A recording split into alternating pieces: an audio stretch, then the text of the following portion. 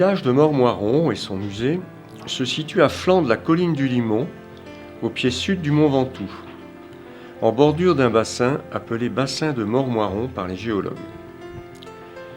Vu du Ventoux, ce bassin apparaît bien délimité par les reliefs. Mont Ventoux, mont de Vaucluse et une ligne de collines qui le sépare du bassin de Carpentras. Ce bassin s'étend sur 16 km du nord au sud et au maximum sur 7 km d'est en ouest. Les ocres et sables blancs appartiennent à une unité géologique que nous avons délimitée en rouge sur ce panorama. Mais les ocres rouges et jaunes y apparaissent surtout au nord et au sud, au niveau de relief, bordés d'abrupts au creux. Ailleurs, ils peuvent être recouverts par des cailloux descendus du Ventoux lors d'époques pluvieuses. Cette unité contient aussi d'autres roches que les ocres et sables blancs, comme les grès jaunes du castrum de Bédouin et les sables jaunes à boules et traversins de grès quartzite de Bédouin et Mormoiron.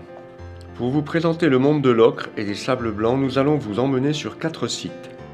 Au sud, un site jaune, puis un site rouge, entre Ville-sur-Ozon et Mormoiron. Au nord, près de Bédouin, un site vert, où découvrir l'origine des ocres.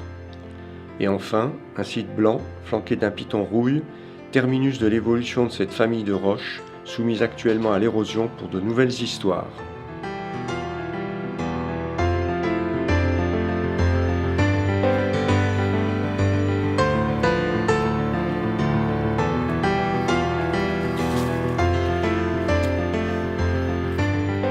Nous marchons sur un sentier fait de sable,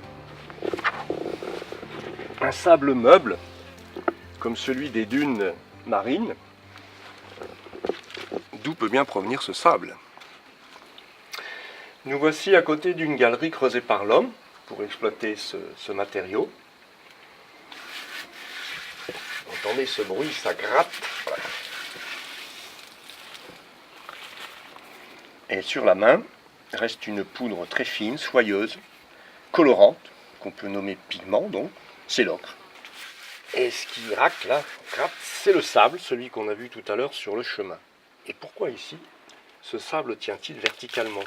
Bon, c'est friable quand même, mais la galerie ne s'effondre pas. C'est parce que cette poudre jaune sert de ciment. On va essayer de séparer le sable du pigment à l'aide d'une feuille de papier.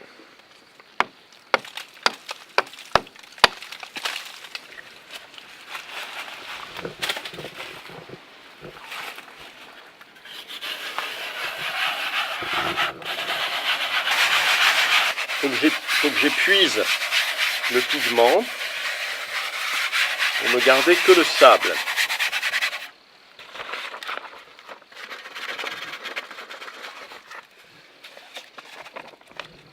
Voilà, ici on distingue très bien tous les petits grains de sable. Donc le pigment est resté sur la feuille. Et là j'ai un sable qui, même lavé, reste coloré. Pourquoi? Parce qu'au microscope on voit très bien que les grains de sable en fait ont des petites cavités. Ils ont été attaqués en fait chimiquement lors de la formation de l'ocre. Et ces petites cavités gardent prisonniers du pigment. C'est pourquoi d'ailleurs les constructions faites avec le sable issu d'exploitation de l'ocre est toujours coloré. C'était pour des raisons pratiques en fait, c'était un sous-produit de l'exploitation de l'ocre. Au départ, c'était pas pour des raisons esthétiques, puisque même les crépis sont colorés, mais même le liant entre les pierres sont colorés, ce qu'on ne cherchait pas spécialement à faire au départ.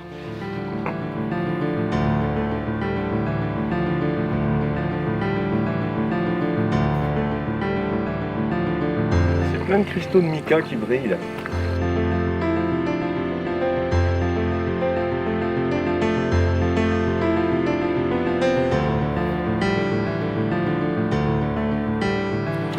Voilà, nous sommes proches du site jaune que nous venons d'observer. Vous voyez qu'on change très vite de couleur. Ici on est dans un univers particulièrement rouge.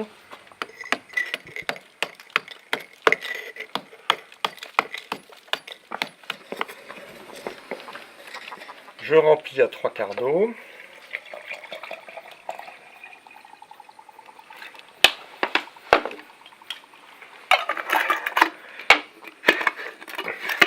J'agite vigoureusement. Alors au bout de quelques dizaines de minutes, on observe une couche sombre au fond, qui s'est déposée très rapidement. Au-dessus, une couche d'un rouge franc. Et enfin, une eau qui reste trouble, mais qui finira par devenir claire. Au fond, on a le sable, plus grossier et plus dense que le pigment, donc qui est tombé très vite au fond. Alors qu'il faut au pigment très léger et en suspension dans l'eau, il lui faut quelques dizaines de minutes avant de commencer à sédimenter.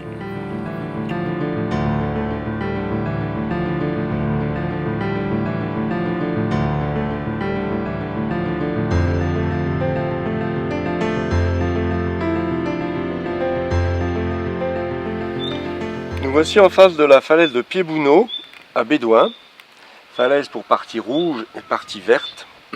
Et nous allons découvrir la roche verte dont sont issus les ocres.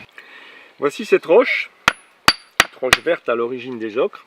Vous voyez qu'elle est bonne cohésion. Hein. C'est pour ça qu'on l'a utilisée dans les bâtiments, enfin les bâtiments traditionnels. On la retrouve dans des murets, dans des murs de cabanons. C'est un grès. Alors qu'est-ce qu'un grès ? Ce sont des grains de sable siliceux, comme ceux qu'on a vus tout à l'heure, mais soudés par un ciment beaucoup plus costaud. Ici, le ciment est calcaire. L'eau de pluie chargée de gaz carbonique, ou dioxyde de carbone, peut attaquer le ciment calcaire, libérant le sable. Donc le grès redevient sable, le sable qui lui a donné naissance. Qui parle de sable sous-entend mer. Nous allons parler mer maintenant. Les sables verts se sont déposés au fond d'une mer peu profonde, quelques dizaines de mètres, un peu comme la Manche. Dans ces conditions, ils sont soumis au courant côtier, courant de marée, qui les déplace en dunes sous-marines, au même titre que le vent déplace des dunes aériennes. Donc le courant marin pousse les grains de sable sur le dos de la dune sous-marine. Ça donne lieu à des éboulements successifs et la dune avance comme ça, créant des zébrures qu'on retrouve sur la falaise. L'érosion peut les faire ressortir en relief. Les champs de dunes se superposent au cours du temps, créant des figures complexes, comme aux demoiselles coiffées de Bédoin. Ici, certaines lamines, en grès, protègent de l'érosion, telles des chapeaux, des colonnes de sable. On distingue bien la complexité des dépôts dans les champs de dunes. Mais la mer a fini par se retirer, exposant les grès verts à un climat tropical humide. À l'origine de la transformation du vert en couleur jaune ou rouge. Que s'est-il passé ? Passons au laboratoire. Voici les 3 types de sable présents sous la forêt tropicale. Nous les avons fait décanter dans des bocaux pleins d'eau. Au-dessus du sable vert se sont déposés des grains de glauconie, cette argile vert sombre à noirâtre que nous avons vue dans les grès. La glauconie elle-même est recouverte d'argile d'un vert plus clair. L'important ici est de noter que les grains vert sombre de glauconie ont disparu des 2 bocaux au creux. Cela suggère le rôle capital de la glauconie dans la genèse des ocres. Voyons les transformations qui ont eu lieu. Argile verte et glauconie ont donné une autre argile, blanche, la kaolinite. La glauconie, particulièrement riche en fer, a fourni en plus des composés du fer, au fort pouvoir colorant. Que sont donc ces composés du fer ? La goethite donne les nuances jaunes, l'hématite les rouges. La goethite est présente dans toutes les ocres.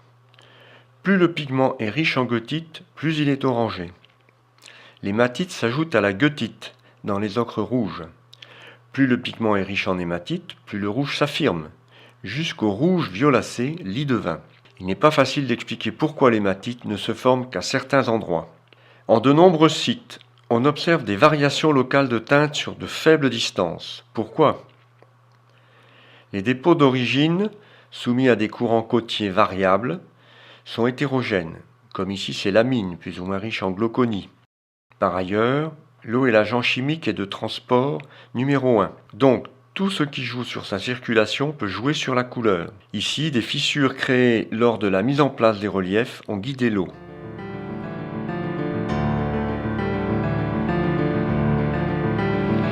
Il existe un lien simple entre l'ocre jaune et l'ocre rouge.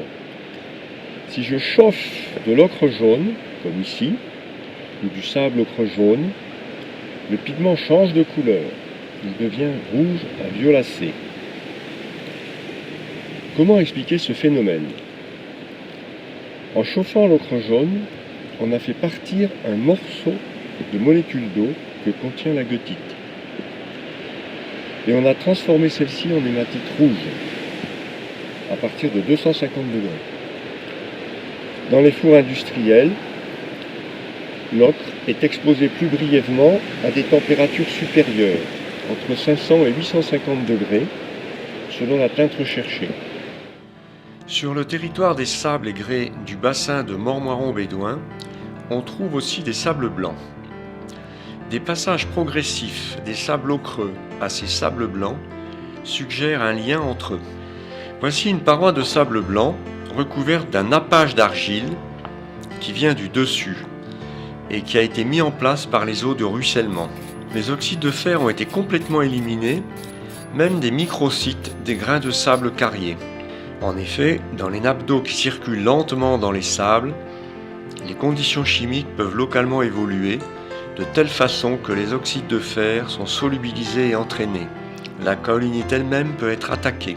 Seul reste un peu de kaolinite et du quartz très fin. Qu'est devenu le fer? Le fer, il a fait sa vie de son côté.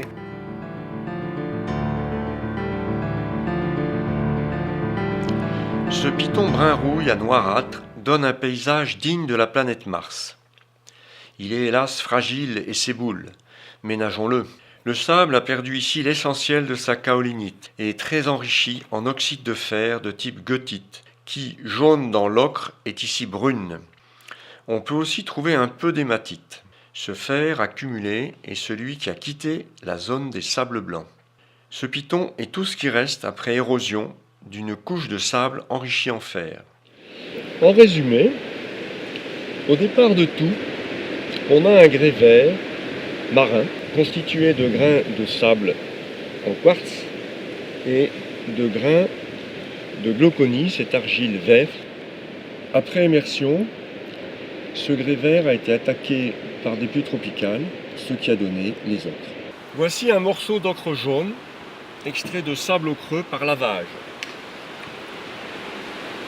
Cet ocre est le produit de l'association d'une argile blanche, la kaolinite, et d'un composé du fer. Mais dans la nature, l'ocre peut perdre son fer, qui s'accumule dans des couches ferrugineuses, laissant la kaolinite orpheline dans du sable blanc. Tous les matériaux découverts au cours de cet itinéraire des roches associées à l'ocre ont été utilisés par l'homme et le sont encore pour certains.